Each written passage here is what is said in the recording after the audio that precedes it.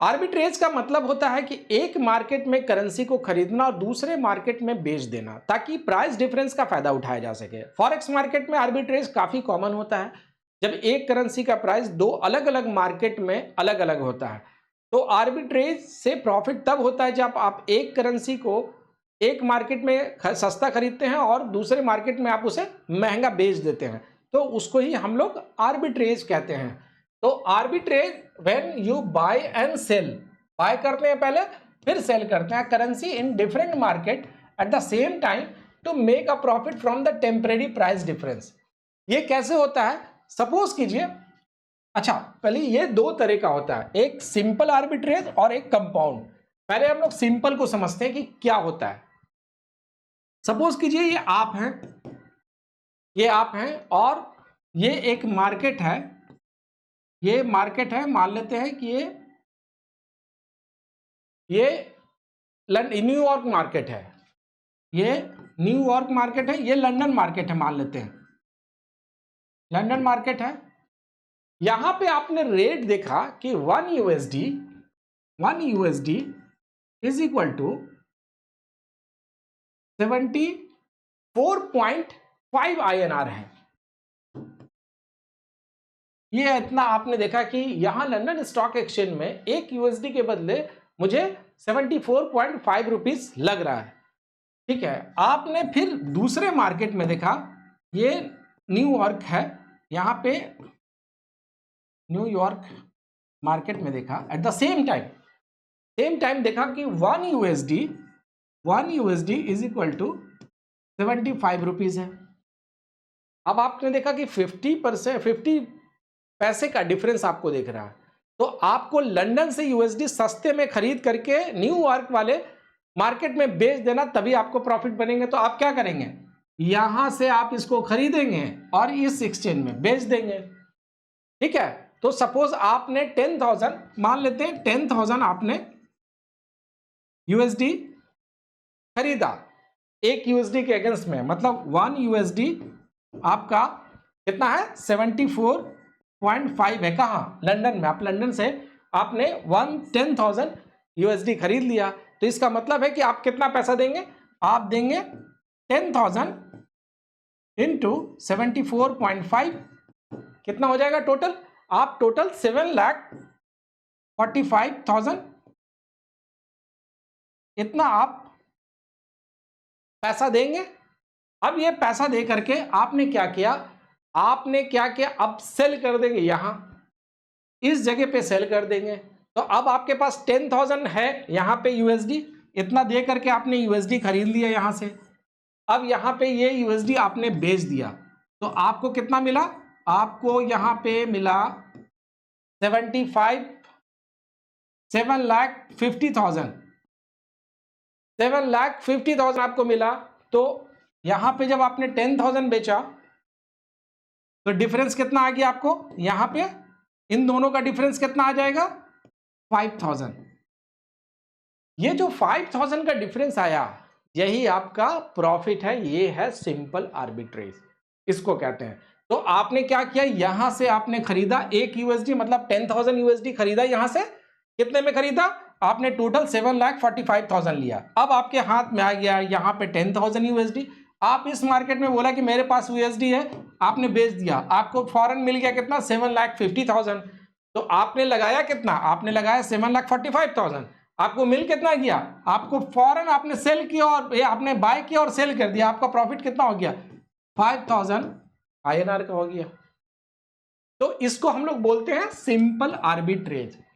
ठीक है, अब हम लोग देखेंगे कि जो कंपाउंड आर्बिट्रेज है वो क्या होता है। देखो, कंपाउंड आर्बिट्रेज में जैसे मान लेते हैं, चलो कोई दूसरा एग्जांपल लेते हैं हम लोग, ये आप हो, ठीक है, और इस बार हम लोग देखते हैं कि अभी जो प्राइस है यूएसडी टू देखते हैं यूरो का, यूएसडी और यूरो का एग्जांपल लेते हैं। तो मान लेते हैं कि 1 USD is equal to euro जो है वो कितना है, वो 90 है, 0.90। यूरो है, ठीक है, ये इतना है। और दूसरे पल में आपने देखा ये एक हो गया, दूसरा है केस में कि euro to Great Britain pound GBP, इसका जो रेट है वो क्या है, 1 euro is equal to 1 euro, यहां पे 85 GBP है, मान लेते हैं, ठीक है। अब तीसरा सिनेरियो है, ये रेट है, तो अब आप यहां पे कैसे करेंगे, यहां से तो आप 1, अगर यूरो और ये यहां पे तो अलग अलग है, अब क्रॉस रेट वाला आ गया क्वेश्चन। तो अब क्या है कि जब आप क्रॉस रेट का कॉन्सेप्ट लगा देंगे इसमें, तो ये बन जाएगा कंपाउंड, मतलब आपके पास GBP टू USD है, मतलब 1 GBP का जो रेट है, 1 GBP का रेट है वो कितना है, वो है 1.35 USD, ये इतना रेट है। अब आप क्या करेंगे, तीनों सिनारियो आपने देखा एट द सेम टाइम, ये एक मार्केट में है, ये दूसरे मार्केट में है, और ये तीसरे मार्केट में है।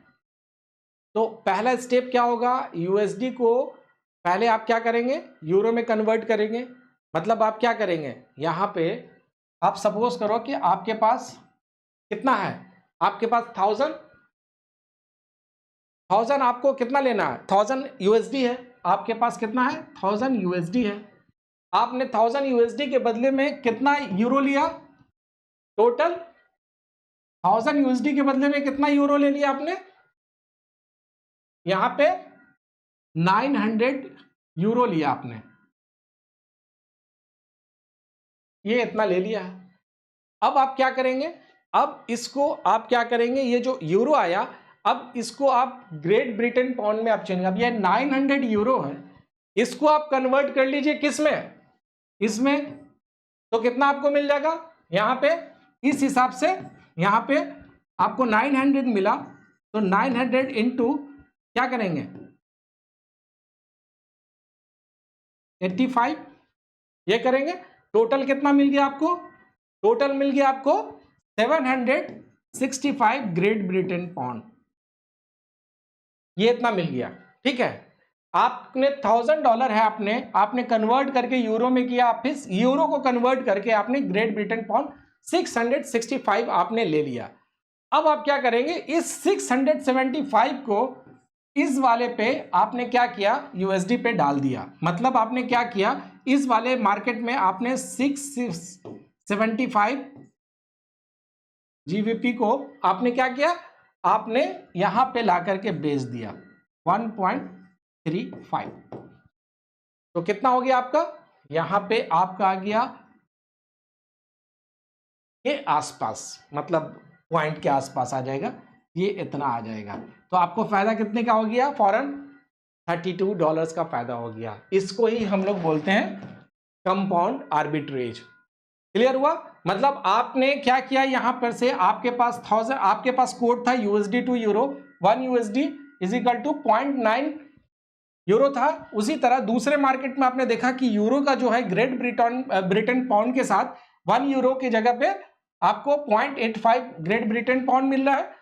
फिर आपने देखा तीसरी मार्केट में कि जो ग्रेट ब्रिटेन पाउंड USD का जो कोड है कि 1 ग्रेट ब्रिटेन पाउंड के बदले में आपको 1.35 USD मिल रहा है। आपने क्या किया, ये 1000 आपके पास डॉलर है, आपने तुरंत पहले क्या किया, यूरो में चेंज कर लिया, 900 आपने यूरो ले लिया, इस यूरो को आपने क्या किया, यहां पे बेच दिया, बदले में आपको कितना मिल गया, बदले में आपको यहां पे ग्रेट ब्रिटेन पाउंड में आपने कन्वर्ट कर लिया। टोटल आपको यहां पे जब आपने इतना यूरो यहां बेचा तो टोटल आपको मिला 765 ग्रेट ब्रिटेन पाउंड मिल गया। इस वाले पार्ट को आप इस मार्केट में ला करके बेच दिया, और जब आपको बेचा तो टोटल 132 पॉइंट समथिंग आपका आया, यहाँ पे 132 पॉइंट समथिंग आपका USD आया, तो फायदा कितना हो गया, $32 का। इसको ही हम लोग कहते हैं arbitrage.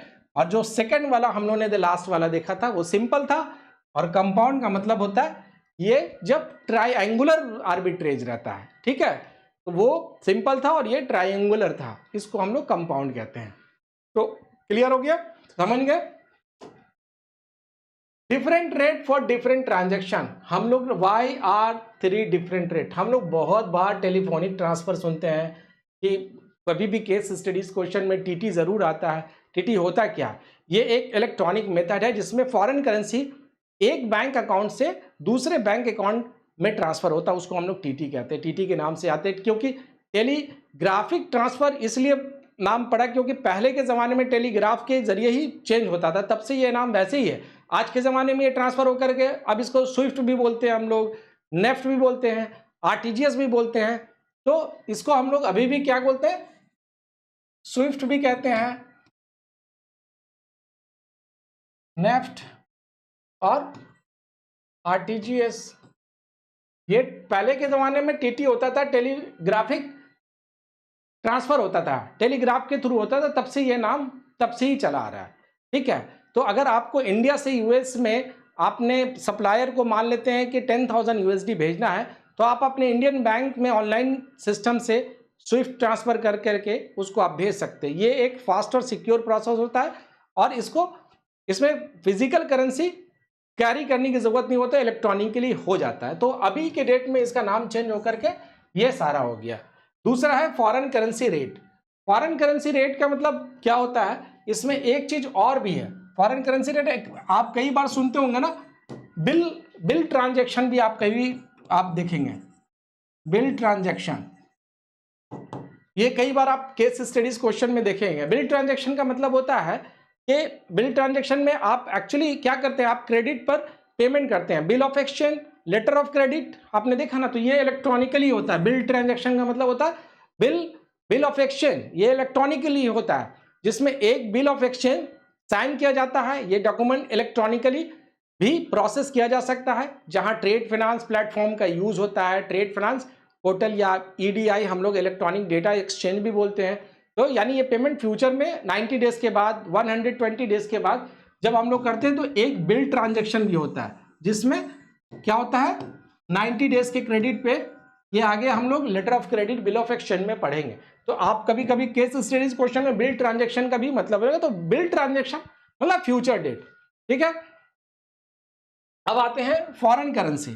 Foreign currency exchange note क्या होता है कि फिजिकल कैश नोट का एक्सचेंज होता है। जब आपको मान लेते हैं कि ये ट्रांजैक्शन कब आप करते हैं, जब फिजिकल आपके पास कोई करेंसी है, फिजिकल फॉर्म में है, तब आप एक्सचेंज करते हैं। इसमें कुछ पार्ट इलेक्ट्रॉनिकली होते हैं, जैसे आप मनी एक्सचेंज कराना है, आपको USA जाना है और आप फॉरेक्स डीलर से INR के बदले USD नोट खरीदते हैं, तो फॉरेक्स डीलर होता है वो क्या करेगा, करेंसी का पहले रेट चेक करेगा ऑनलाइन और उसके बाद फिजिकली आपको वो USD दे देगा। इस वाले पार्ट को कहते हैं फॉरेन करेंसी नोट रेट। अब नाउ ट्रैवलर चेक रेट, ये भी आपको पता ही है कि ट्रैवलर चेक एक सेफ मेथड है जो आप फॉरेन ट्रिप के लिए यूज करते हैं। आज के टाइम में ये चेक से भी इलेक्ट्रॉनिकली मैनेज ही होता है। पहले की तरह चेक ले करके जाना पड़ता था, अब सब चीज इलेक्ट्रॉनिकली मैनेज किए जाते हैं।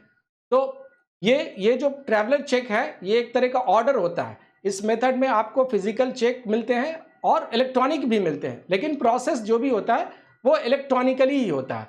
जैसे मान लेते हैं USA आप ट्रेवल कर रहे हैं, करने वक्त अगर आपको फिजिकल कैश कैरी नहीं करना है, तो आप बैंक से ऑनलाइन प्लेटफॉर्म पे जा करके ट्रैवलर चेक का ऑर्डर दे सकते हैं और आपको बदले में आपको USD में एक्सचेंज आप वहां पहुंचने के बाद आपको हो जाएगा। इसको हम लोग बोलते हैं ट्रैवलर चेक।